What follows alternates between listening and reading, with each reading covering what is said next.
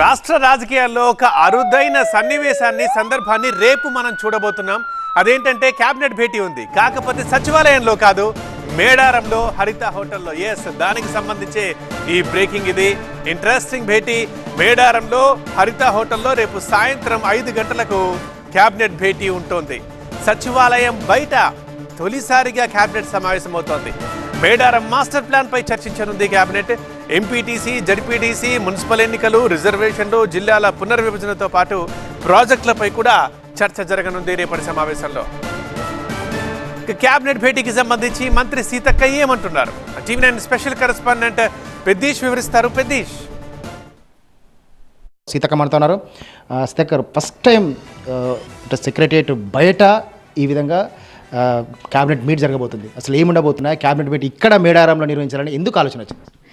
అది పెద్దలు గౌరవనీయులు సీఎం గారు, అదేవిధంగా డిప్యూటీ సీఎం గారు, మా క్యాబినెట్ సోదరులు ఆలోచన చేసి నాకు చెప్పడం జరిగింది. ఇక్కడ ఉండేటువంటి భావోద్వేగ బంధంతో ఇక్కడ పెట్టుకోవాలి అనే ఆలోచన వచ్చింది. ఏదన్నా మంచి ఇంకా చారిత్రాత్మకమైన నిర్ణయాలు కూడా ఏమన్నా వస్తాయేమో అని నేను అనుకుంటున్నా.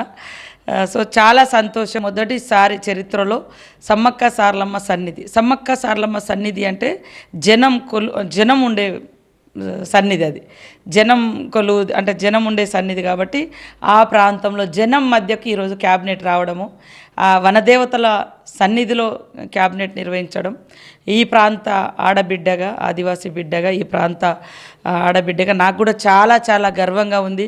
అందరు చెప్తుంటే అసలు ఏంది క్యాబినెట్ మీ దగ్గర జరుగుతుంది అని ప్రెస్ కానీ పబ్లిక్ కానీ అందరిలో ఒక ఆశ్చర్యకరమైన, అసలు ఎప్పుడు ఇట్లాంటి కాలేదు, ఏంది అని. సో మా సీఎం రేవంత్ రెడ్డి గారికి ఉండే ఒక ఏమంటారు భక్తి, ఫీలింగ్, ఆ భావన కూడా ఇక్కడ దాకా తీసుకొచ్చిందని నేను అనుకుంటాను. జనానికి ఉపయోగపడే నిర్ణయాలు ఖచ్చితంగా క్యాబినెట్లో ఉంటాయి. మన ప్రాంతం కూడా కొంత మంచి జరిగే నిర్ణయాలు ఉంటాయని నేను ఆశిస్తూ ఉన్నాను. అదేవిధంగా ఓవరాల్ క్యాబినెట్లో ఉండే మినిస్టర్స్ దాదాపుగా 90% వస్తారు. ఒకరిద్దరు దావోస్ అటు ఇటు వెళ్ళే వాళ్ళు, శ్రీధర్ బాబు సార్ లాంటి వాళ్ళు రాకపోవచ్చు, కానీ ఇంకా మిగతా వాళ్ళందరూ తప్పకుండా వస్తారు. ఆ రోజు నైట్ బస చేస్తారు ఇక్కడే. సాంస్కృతిక కార్యక్రమాలు గుడి పక్కనే, సమ్మక్క సారలమ్మ పక్కనే సాంస్కృతిక కార్యక్రమాలను ఏర్పాటు చేస్తున్నాం. ఆ కార్యక్రమాలను కూడా సీఎం గారు వీక్షిస్తారు, అందులో పార్టిసిపేట్ చేస్తారు. జనాలు కూడా ఉంటారు, భక్తులు కూడా ఉంటారు. మా మంత్రివర్గం, మా సోదరులు, ఎమ్మెల్యేలు, ఇంకా ఆల్ పార్టీస్ అందరినీ ఇన్వైట్ చేస్తున్నాం. తెల్లారి పొద్దున్నే 6:30, 7, 8 గంటల లోపు గుడి ప్రారంభం అనేది జరుగుతుంది. హైదరాబాద్లో ఉండే హై ఫెసిలిటీ ఇవ్వము.